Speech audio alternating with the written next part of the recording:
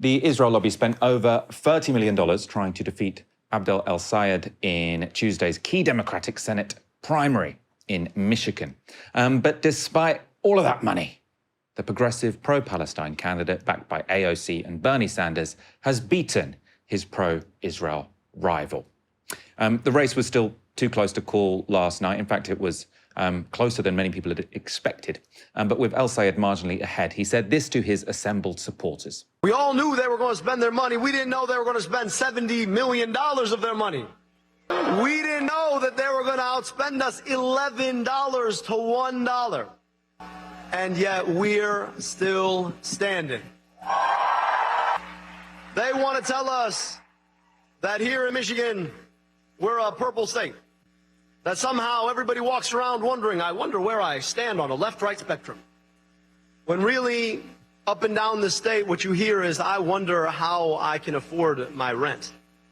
I wonder how I can afford my groceries. I don't know what'll happen if I get sick because I can't afford my deductible. So as you heard there, like Mamdani in New York, El-Sayed pitched his candidacy on the cost of living and tackling corporate power, which is why it wasn't just the Israel lobby that campaigned against him. The $70 billion figure he cited included all the opposition money that went into Michigan, to oppose his candidacy in that race. So from the Israel lobby and, I suppose, from the corporate lobby. It all made this the most expensive Democratic primary in history. Like, no comparison. Yet it failed. Abdel El-Sayed is on, or got, 48.5%. His AIPAC-backed rival, Haley Stevens, got 47.5%. And Mallory McMorrow, a centrist candidate who had in fact already dropped out by the time people went to the polls, got 4%. So as I say, much closer actually than the polls had been suggesting. They suggested that El-Sayed might win by quite a bit. El-Sayed is, for his part, a very accomplished candidate. He's a medical doctor. He's a Rhodes Scholar, which is very prestigious for an American politician. It means you go study in Oxford for a bit. And he's outspoken on Palestine. You struggle for the healthcare you need, and meanwhile, our government sends a foreign country of 10 million people, that's like the size of the state of Michigan, billions of our tax dollars every single year. And then to watch that country do a genocide on top of the apartheid that it does on baseline, and then take us to a war that we had no business fighting, that is astounding. It's astonishing. And then to realize that there is the attempt to normalize a political action committee whose key goal it is to align our foreign policy with the foreign policy interests of that country.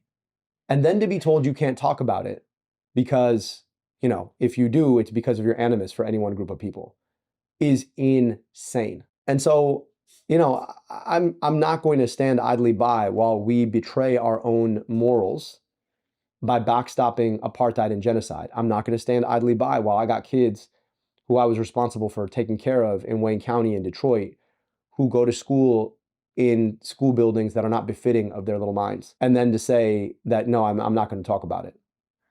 So Israel is an affordability issue. Now you can see why that's a candidate the Israel lobby didn't want in the Senate. And who did they back to take him on? Well, her stance on Israel is not exactly subtle. And in the United States Congress, I will continue to fight for the people of Israel. I will continue to fight for Israel's existence. Israel comes to me in my dreams. I see Israel's future, and I know that Israel will continue to exist for the Jewish people. Israel comes to me in my dreams. Bonkers. She almost won, Michael. That crazy person almost won. So that wasn't her speaking that was her speaking in December 2023, so before this primary. It gives an indication of why AIPAC would feel so keen on her winning the race. In fact, in the campaign, though, she tried to, I suppose, change the subject from speaking about Israel. There's been some inflammatory rhetoric from my opponent throughout this race. He's made this whole race about Israel and AIPAC, and I have made it about lowering costs for Michiganders, about standing up for the state that we love. Now, of course, accepting a record-breaking amount from AIPAC and then complaining that Israel becomes a campaigning issue is the definition of wanting your cake and eating it. And it seems that many Michiganders were unimpressed. The one issue that seemed to be the most salient, the most elicit the most passion from people certainly was her stance on Israel and her support for taxpayer dollars continuing to be used to support the Israeli military. I want to play you portions of my conversations with voters here today, and I'll start with that point specifically. This is what a voter had to say when she learned that Haley Stevens, rather relative to Abdul Sayed, supports U.S. support for Israel. Take a listen. I just wouldn't want a single of our family's tax-paying dollars to go towards something like that. It's like giving money to violence. So would you support a Senate candidate, in this case Haley Stevens, who's more of a moderate like you tend to like, but would that be enough? That would definitely turn me off as 100%. I couldn't. I would vote for a communist first. She'd vote for a communist before she votes for someone who supports giving money to Israel. Aaron, I mean, this race was much closer than people thought. I mean, lots of this is about expectations management, right? If people had thought that Haley was going to win and then El-Sayed ekes out a victory, it would be just this dramatic upset. But because the polls had shown that El-Sayed, or the polls had suggested that El-Sayed would win comfortably by 10 or 15 points, everyone's saying, oh, this was a disappointing result.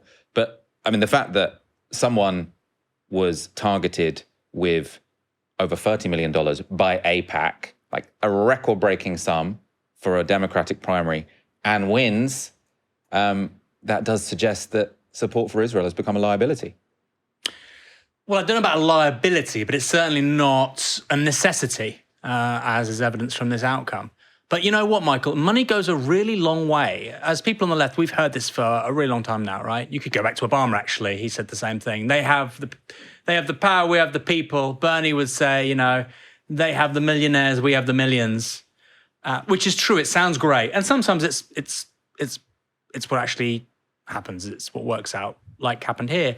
But money goes a very long way in politics. If you've got money to buy adverts and to get literature out and to do paid social media hits, it goes a really, really long way. And so for him to win, despite tens of millions of dollars being thrown against him, is an extraordinary political accomplishment.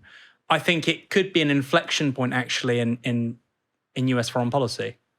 If it's now the case that you can do this in trying to defend Israeli interests in American politics and you don't necessarily win, people are clearly going to recalibrate what they do. And I think that's most obviously the case with centrist Democrats. You know, centrist Democrats now will slightly calibrate. Doesn't mean they'll be anti-Israel. They'll say one or two more critical things of Israel, and the whole political tenor of the debate in that country just moves slightly away from the interests of Tel Aviv. So it's a huge, huge result, particularly for Democrats in the White House after the next election. And, you know, we're seeing repeatedly now, we're seeing articles all over the place, New York Times, Washington Post, you know, the DSA. People are really worried about them, and they're really worried because they're now finally, they've been around for a bit, they're now finally remaking the kind of basic foundations and grassroots of progressive and democratic politics in the United States. A huge deal. You know, we're not talking about one or two outsiders anymore. We're talking about a fundamental remaking of the common sense around foreign policy in America. I mean, obviously, El-Sayed still has to win the actual race. Which he should in Michigan. Against the Republic. Well, it's going to be close. He should if national polling's to be believed, right? Sneaky Fish says those funds for Stevens will now find their way to the Republican. Yeah. Which is true. So if this was a record-breaking primary, it's probably going to be a record-breaking race. That was obviously the midterms at the beginning of November. So El-Sayed will face the Republican candidate, a gentleman called Rogers, who, quite frankly, I don't know much about. So generally, midterms aren't good for the incumbent, generally. But also, obviously, Trump may not be particularly popular by the midterms. He is obviously always very popular with his hardcore base, but depending where inflation is at, where Iran is at, I think on balance, you'd imagine the Democratic candidate would win in somewhere like Michigan, which just went Trump in the general. But you know, I think Palestine is what did it for the Democrats in terms of not winning it last time. So if look, gun to my head, if I had to call it, I've never been to Michigan.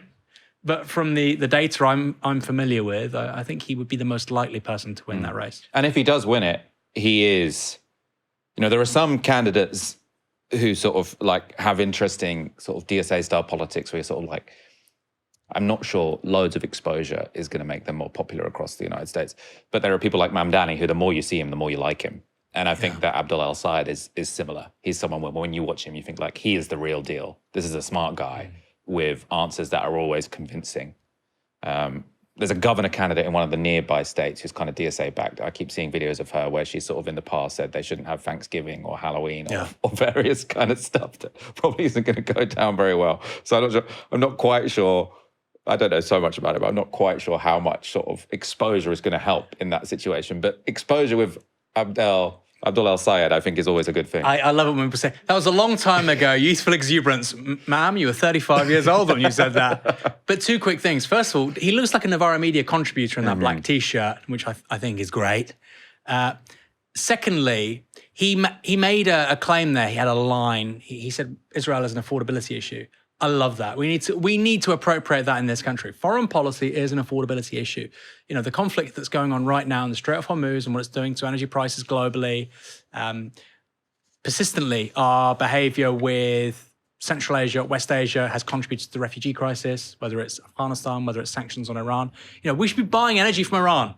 We in Britain should be saying to the Iranians, end the executions of political prisoners, in exchange we'll buy energy from you. Okay? Win-win. If you say that, by the way, out there, if you say that on the BBC, you're toast. You know, you're toast. It's quite a common sense thing, right? Well, hold on, we can stop political prisoners being killed and we can get cheaper energy. But actually, common sense isn't that common when it comes to the British media. You could do 101 things like that. And by the way, I think we will end up in a place like that with many of these countries. You just have to go through the whole rigmarole of pretending otherwise.